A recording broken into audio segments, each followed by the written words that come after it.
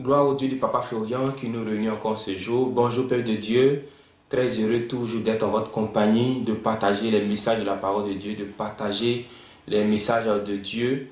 Et aujourd'hui, j'ai encore un test de la parole de Dieu tiré du livre de Actes des Apôtres, Actes chapitre 12. Actes, le chapitre 12. Nous allons voir ensemble quelques versets. C'est un test qui est riche en enseignements, mais aujourd'hui on va prendre juste un peu, et si Dieu nous fait la grâce, un autre jour encore, on va revenir sur d'autres détails. La Bible dit ceci, Actes 12, verset 21, « À un jour fixé, Hérode, vêtu de ses habits royaux et assis sur son trône, les harangua publiquement. Le peuple s'écria, « Voix d'un Dieu et non d'un homme. » Au même instant, un ange du Seigneur le frappa parce qu'il n'avait pas donné gloire à Dieu. Et il expira rongé des vers. Que Dieu bénisse sa parole.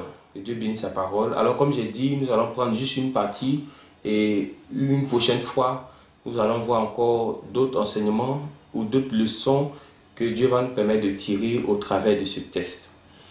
Ici encore, on nous parle d'Hérode. Je me rappelle que dans le chapitre 2 de Matthieu, on nous parlait d'un certain Hérode au temps de Jésus, à la naissance de Jésus.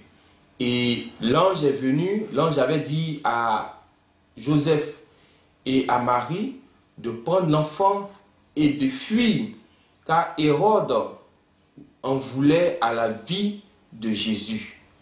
Et c'est comme cela que ils ont pris l'enfant, ils ont fui. Ils sont venus en Égypte. Et lorsque Hérode est mort, Dieu a demandé qu'il retourne. Et c'est ce qui a été fait. Et quelques années encore plus tard, chapitre 12 de Actes des Apôtres nous parle encore d'un certain Hérode. Moi-même quand j'ai lu là, j'ai dit, mais attendez, Hérode là, ça finit pas. Hérode là, ils sont combien même au juste? J'ai compris par là que derrière un Hérode peut se cacher plusieurs Hérodes encore. On a parlé d'un Hérode qui est mort au temps de Jésus. Mais voici un autre encore qui est là ici avec les disciples, en train de persécuter l'Église, en train de fatiguer les enfants de Dieu. Si vous remontez le chapitre, vous allez voir plus haut là-bas ce que Hérode qui est là faisait à l'Église. Comment il persécutait l'Église. Comment il en voulait à la vie des apôtres. J'ai compris que Hérode ne peut pas finir dans notre vie. J'ai compris que jusqu'à la fin des temps, jusqu'à ce que le monde finisse, Hérode sera toujours là. Hérode sera toujours dans nos quartiers. Hérode sera toujours dans nos maisons. Hérode sera toujours dans les foyers. Hérode sera toujours dans les familles. Hérode sera toujours près de nous. Alors, même si on a tué Hérode dans Matthieu chapitre 2, vous allez voir encore que dans Actes chapitre 12, un autre Hérode sera suscité. Parce que la racine, c'est quoi? La racine, c'est le diable. Et un arbre, vous pouvez lui couper les branches, mais tant que l'arbre n'est pas déraciné, l'arbre peut produire encore de nouvelles branches. Donc, tant que nous ne pouvons pas déraciner le diable, le Satan, qui fatigue depuis des années, alors ça ne sert à rien de se mettre dans un combat qui n'a pas de sens. Parce que quand tu dis, il faut que mon sorcier meure, je dis c'est un combat qui n'a pas de sens. Parce que le sorcier va certes mourir, mais il y aura un autre encore que le diable va susciter. C'est ce qui m'amène à comprendre encore la parole de l'Éphésiens qui dit, vous n'avez pas à lutter contre la chair et le sang. Pourquoi? Parce que chaque jour, il y a des naissances. Autant des gens meurent, autant aussi il y a des naissances. Autant une génération s'en va, autant une nouvelle génération vient. Et tu vas tuer les sorciers, tu vas beau les tuer, le diable va envoyer encore d'autres agents dans ta vie. Alors la solution c'est quoi? La solution c'est pas de les tuer. La solution c'est pas de les en vouloir. Parce que même si au temps de Jésus, Tout le monde a acclamé quand Hérode est mort. Mais ils ne se sont pas dit, ou peut-être ils n'avaient pas su, que dans Actes chapitre 12, un autre Hérode allait être suscité. Un autre Hérode allait venir. Et voici la surprise. Si vous voulez, mais je peux lire pour vous les versets plus haut. Vers le même temps, verset 1, le roi Hérode se mit à maltraiter quelques membres de l'église. À maltraiter. Et il fit, verset 2, et il fit mourir par l'épée Jacques, frère de Jean. Vous comprenez? Est-ce que ce n'est pas la même chose qu'on vivait dans Matthieu chapitre 2? C'est la même chose. Donc la solution aujourd'hui, c'est quoi? La solution, c'est d'avoir la protection divine. La solution, c'est d'avoir la puissance de Dieu avec soi. Parce que si tu as la puissance de Dieu avec toi, aucun sorcier, aucun génie, aucun démon de l'eau, démon de l'air, démon de forêt ne pourra avoir le dessus sur toi. C'est ça la solution. La solution, ce n'est pas comment je vais faire pour les tuer, comment je vais faire pour les exterminer, comment je vais faire pour les enlever sur moi. Non. La solution, c'est comment je vais faire pour avoir le pouvoir de Dieu. Jésus-Christ s'est exprimé un jour et il a dit, je vous ai donné le pouvoir.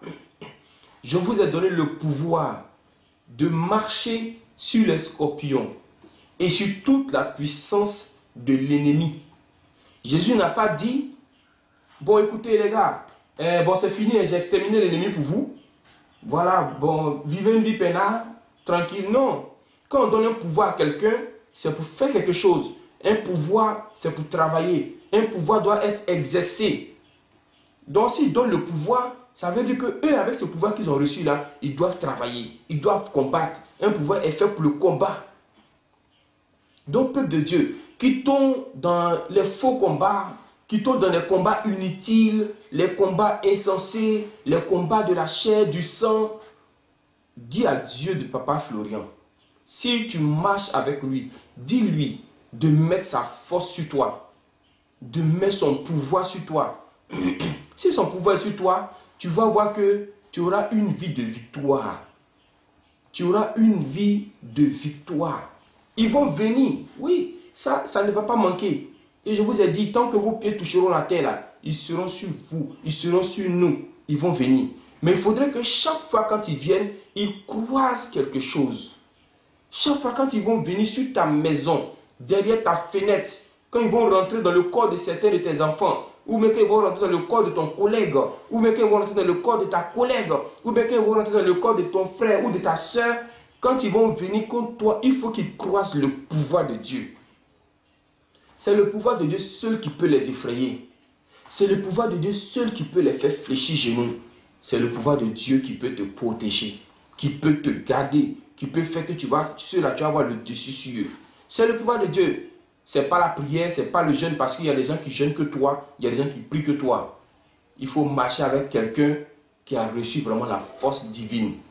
Et c'est ce quelqu'un-là qui va te communiquer. La Bible est claire là-dessus. Celui qui marche avec les riches devient riche. Celui qui marche avec les pauvres, la Bible dit s'en trouve mal. Alors si tu marches avec quelqu'un qui a l'onction de Dieu sur sa vie, si tu marches avec quelqu'un, mais écoutez, si Élisée n'avait pas marché avec Élie là, dites-moi où il va avoir cette onction.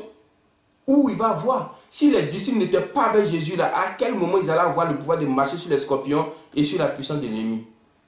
Donc ça veut dire qu'il faut qu'on marche avec l'homme de Dieu.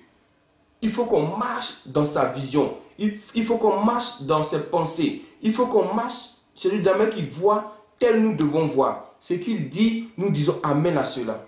C'est en cela que le pouvoir là vient sur toi. Et toi qui es fidèle dans tes dîmes, dans tes offrandes, je crois que tu reçois aussi cette portion qui est sur l'homme de Dieu. Donc frères et sœurs, qui tombent dans les combats charnels, qui tombent dans les combats inutiles, combats insensés, je dois tuer mes sorciers cette année. Il faut les tuer cette année. Ils vont ressusciter l'année prochaine avec d'autres visages. Parce que je suppose que ce Hérode qui est ici, il n'avait pas le même visage que le Hérode qui était mort au temps de Jésus. Ça, c'est un autre visage. C'est peut-être autre corpulence. C'est une autre taille. Mais il s'appelle Hérode. Pour dire que c'est une continuité. Que le Dieu de Papa Florian nous donne la force, l'onction nécessaire. Il te donne le pouvoir. Et moi, je sais que tous ceux qui ont le sang de Jésus, vous avez ce pouvoir-là.